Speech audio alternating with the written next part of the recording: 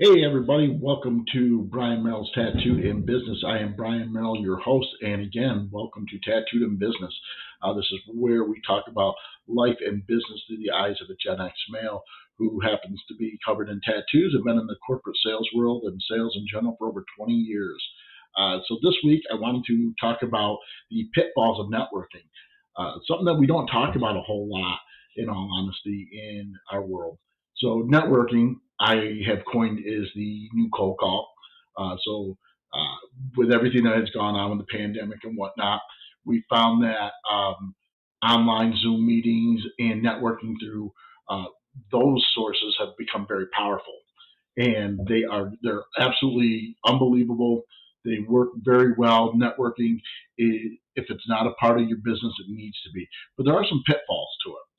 So we can become very reliant on networking, and networking can be taken out of context. Um, so there are some things to really watch out for. So the number one thing you really want to watch out for, and these are in no order by any means, but for networking, a lot of times when we find our champion, we become very reliant on them.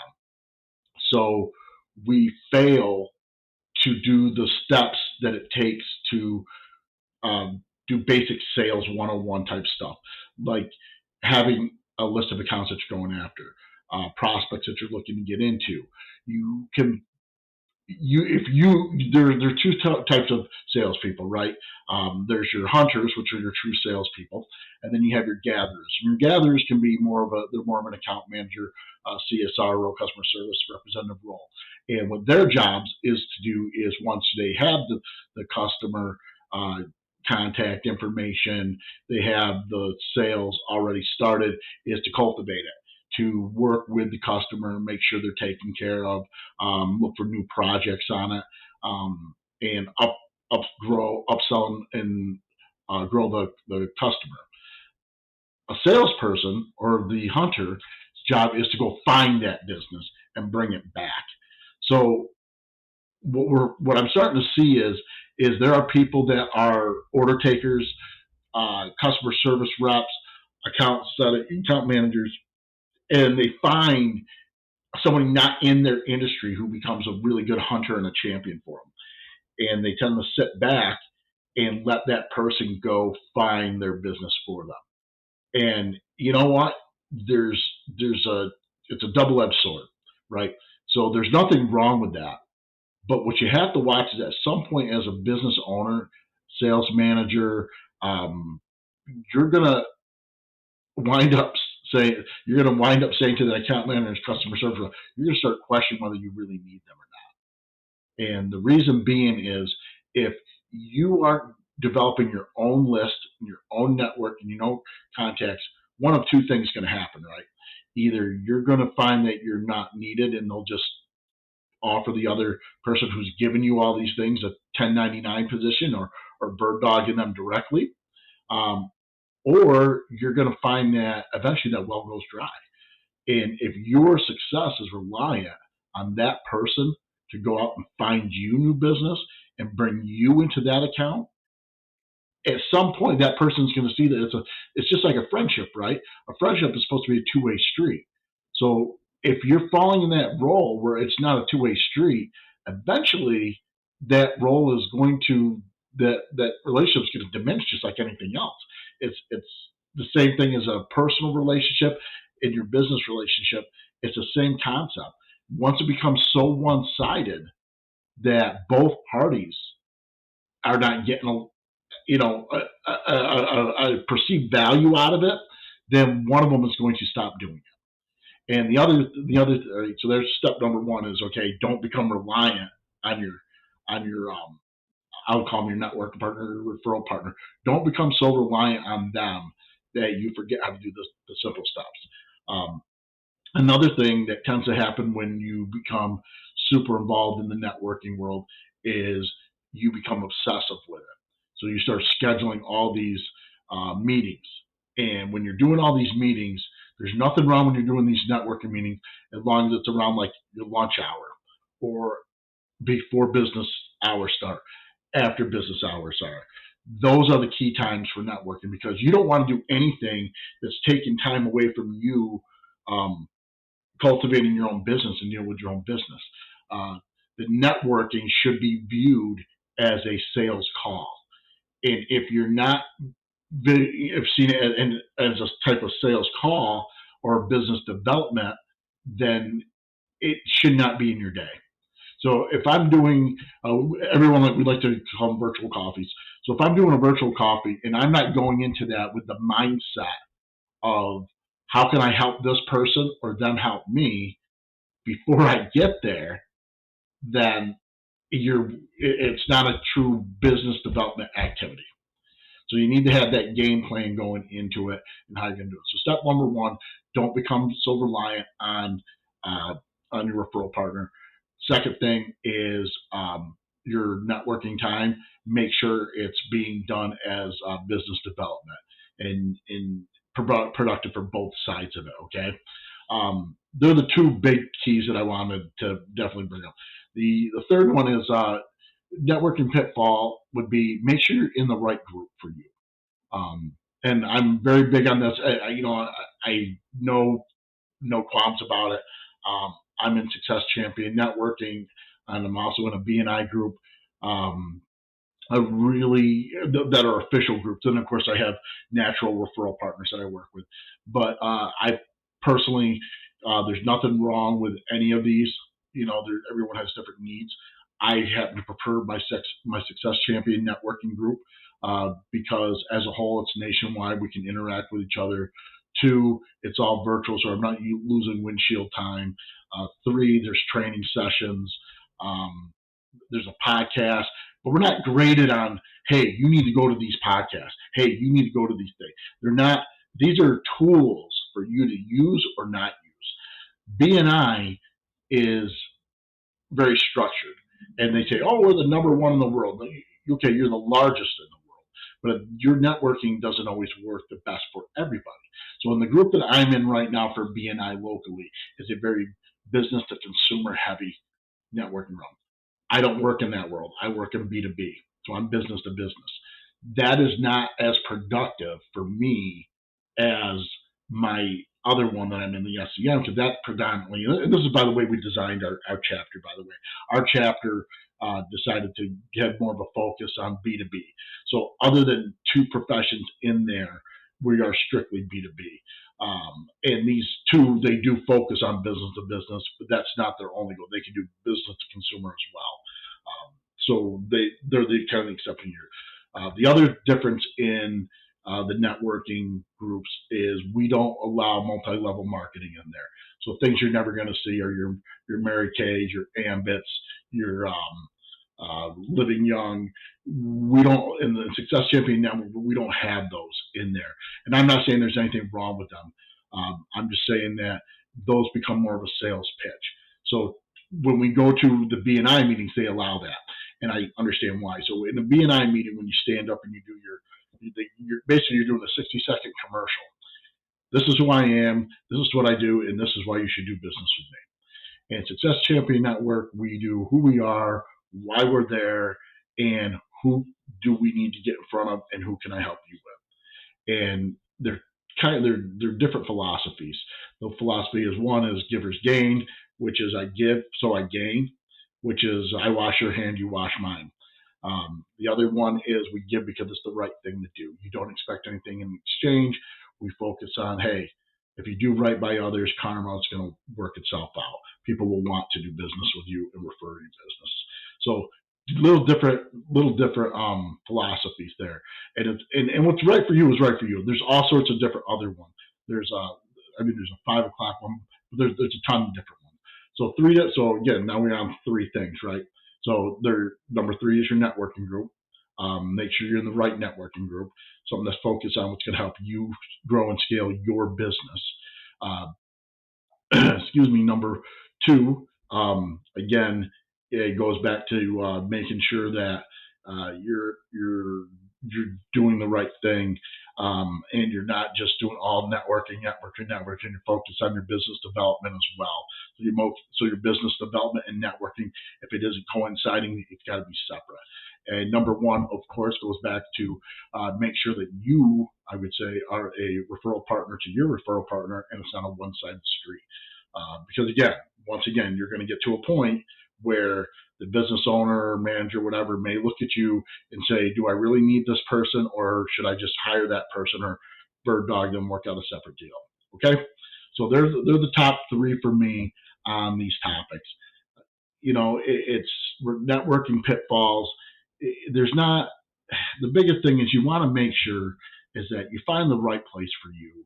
You're not wasting a ton of time on your traveling to and from places. And the other thing for number four, I would say for pitfalls is if it becomes where you don't want to go to these meetings and you're dreading going to them, then that's not a good place for you. You got to make sure it fits you. So I recently one of the networking meetings I was at. One of the guys sat there and said, one of the problems with our group right now, he feels, is that people come in, they have a sense of entitlement, that they should just be entitled to business because they came into the group. And I listened to him for a while, totally disagree with him because I'm a newer member and I don't feel entitled to shit. I've reached out to everybody in that group and not even half of them respond. It's a click. Clicks happen. Any group, it's going to happen. After the meeting, we were leaving, and it must be whatever I said, and I'd gone off on it. Honestly, I lost my shit and really aired some people's dirty laundry that I had no idea that I knew that they were basically going around me because I was still doing their quotes regardless. But we're walking out, and he decides, he wants to talk to me because obviously he feels, he's concerned by what I said, and it struck a note with him, which is a positive, right? So we continue to talk for an hour. With an hour into that, he realized that I've been in the group for over 2 years, and he's never once done a one-on-one with me. He's never done a meeting with me at all. Doesn't know what I do. Doesn't have a clue. But when I called him for his services, dropped what he was doing, was right on top of sales, pitch me whole 9 yards, and he still didn't know what I did for a living. Doesn't know anything about me, my family, or me in general. And it turned on the light bulb to him. And my words to him was, back to your statement of people feeling entitled for their business, is that maybe the people that have been here as long as you guys have shouldn't feel entitled to my business. And you should give a shit about learning a little bit about me before you expect me to just hand over my book of business to you. It's a two-way street. So it does kind of go back to number one and number two a little bit about being a two-way street. The fourth one is making sure that, you're you found the right fit. And that you don't walk in there with the wrong conceptions or perceptions, I should say, of what you're going to get out of it. Ultimately, you're going to get out of whatever you put into things. It's whether you're working, like we always talk about CRMs, is the big one. Garbage in, garbage out. You put garbage into CRM, you're going to get garbage back. Networking, you put garbage into this networking, you're going to get garbage back. So number four was actually make sure that you really want to be in the group you're in and don't fall into the negativity of, I don't want to be in this group. Because if I don't want to be in this group, you're not going to help them and they're not going to help you. There's no reason for them to help you because, everyone's always heard, hey, so-and-so's a cancer, so-and-so's toxic. Try not to be that person.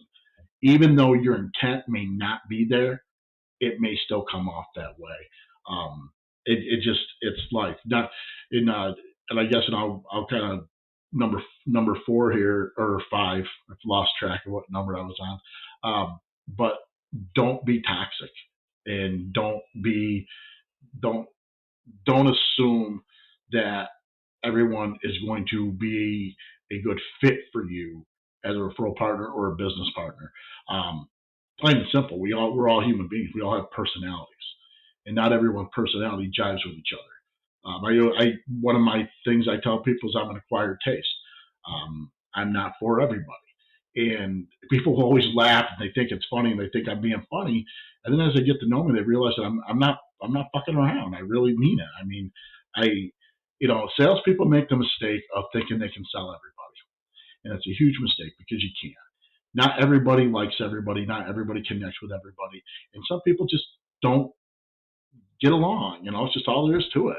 And it's a hard thing to swallow when you're in new business development type of sales. But reality is, everyone always they call me the machine. They used to call me the machine. And if you read my emails and you read my sales pitches or whatever you want to call them, I'm very robotic. I'm very cold. And we joke around and we say, you got to be you, right? Um, how many people here, they get started out with a conversation that starts out with, hey, how are you today? Hope everything's great. Are you having a good day? It, Fact of the matter is, no one gives a shit. I really don't care how your day is going, and you don't care how my day is going. So why? So I go directly. I'm direct to the point. You know, and actually, what's funny is we joke around about this one. So I did a cold calling exercise. I should say exercise. I needed help. Something was failing. So I reached out to Donnie Bovine, and him and I jumped on. It was at least a 30-minute call, might have been whatever. And literally, all he did was sit here on, listen to me, dial the phone out, and critique me. And I needed it, and I wanted it. But I'm also a person who's brutally honest with myself at all times, and I realize that I'm not perfect. I make mistakes, and I want to be the best. I want to beat you, and I want to be the best at everything I do. And I don't mean to the point where I want you to do less. I want you at the top of your game when I beat you. I want you being you bring me your strongest everything when I beat you. That's what I want. So Donnie and I are on the phone. We always joke. One of the jokes in our SEN group is we do this where when we call someone, we literally tell them, "Hey, look, this is a straight up cold call, and I really don't like doing these, and but I have to do these as part of what I job. Do you have a couple minutes to talk right now?" And so I mean, it was so funny. So I stumble on my call previous one, and I mean, like totally just like my mind was someplace else. I totally forgot what I was doing. So I hang up and all this. Our time, we both had to get going. So I went and did a Zoom call that I had to do with a customer, and I always go right back onto my cold call, right? I go right back onto my cold call, and I know this has nothing to do with the networking, but anyhow, just tangent here. And I literally I did the call, and I called the guy. I hear a laugh, and then I hang up. I just started laughing, but it took that pressure off. I mean, it took it just took it away, so I didn't have to worry about the next one. So, being me, which is, I guess, one of the other pitfalls that you may run into when you're out there doing network. Don't try to be a walking billboard or commercial. Be you. Understand that when you're in a networking group or in a referral group, tip club, whatever the hell you want to call it. Okay. One, if you're meeting for lunch and that's the only thing you're meeting for, and you're not getting anything out, not worth it. Breakfast, same thing. You know what I mean? If you're just meeting for meal, that doesn't mean anything. If the premises of you doing these to set up one-to-one meetings to go to lunch and breakfast or whatever with each other, okay, and no business is really getting done, you shouldn't be doing those. Pitfalls of networking is people tend to forget what it's really for. You need to have an agenda for your meeting, your network meetings, just like you would if you were working with a regular client. There needs to be an agenda. I'm not saying don't go to lunch. I'm not saying don't go to dinner. What I'm saying is that should not be the premise of your meeting. Hey, we haven't grabbed lunch in a long time. Let's go for lunch today. Okay, that's not networking. That is two people hanging out. And hopefully you're not wasting company time and resources when you do that. When you go, you should have an agenda. This is what we're here for. This is what we're here to discuss and get it done. Have an agenda. If there's no agenda, walk away. It's not time. It's waste of time. Windshield time kills you. Bullshitting time like that kills you. There's just certain things that just are going to kill you. But with all that said, the whole point of this, and please share what you get out of this if you get anything out of it. The big point about all this is don't fall in these pitfalls. Understand that where networking is going to be vital to you, it can also be detrimental unless you continue to grow your own book of business. You still need to do the thing. If you're not doing call logs or CRM, keeping track of your day-to-day activities. I mean, seriously, these things are key to what is going to help you grow and become a great referral partner too. And if you can't do that, or you're not willing to do that, then you're not a salesperson and you're not willing to be in that role. We get punched in the face every day. That's what we do. And we get up and we keep coming back. Referral partners and networking takes a lot of that blow off, but you still need to remember the sting and how it feels when that stuff happens so that you don't become complacent. So I know I've rambled on a couple of different topics. Hopefully I've given you guys some stuff to think about when it comes to networking and some of the pitfalls of it. And coming soon, I want to do a podcast where I'm bringing on a friend of mine to talk about how to build a team, a sales team, and work from.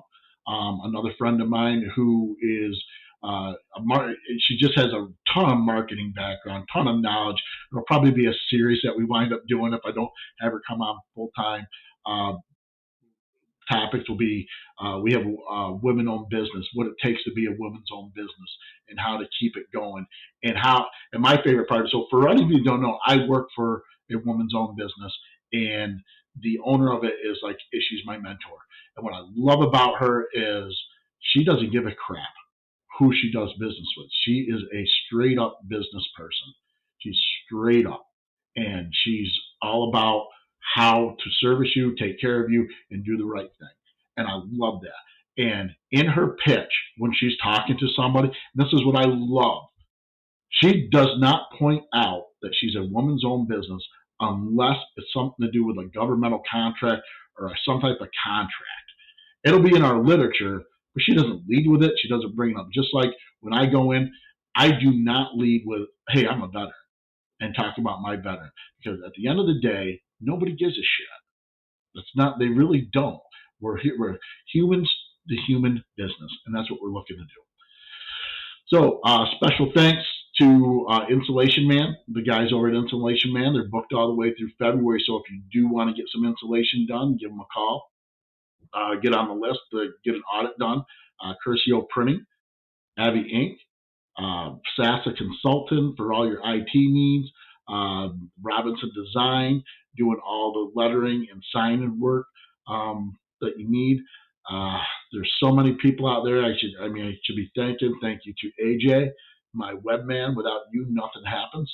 My boy S.A. Grant, without you, none of this happens. Lori Seitz, if you have not checked out Fine is a 4-letter word, you need to check it out without a doubt. And there's so many other, Sean Murphy. Actually, he's at Albany Comic Con right now doing live, so definitely check out Sean Murphy and his podcast. There's so many people to thank, but definitely I'm very thankful for everything I have, and I really appreciate everybody tuning in. Please share the link, like it, subscribe, and let me know what your thoughts are. Eventually, we'll start doing some lives and stuff. But everyone have a great day. And again, we'll be looking forward to hearing and talking to everybody soon. Have a good one.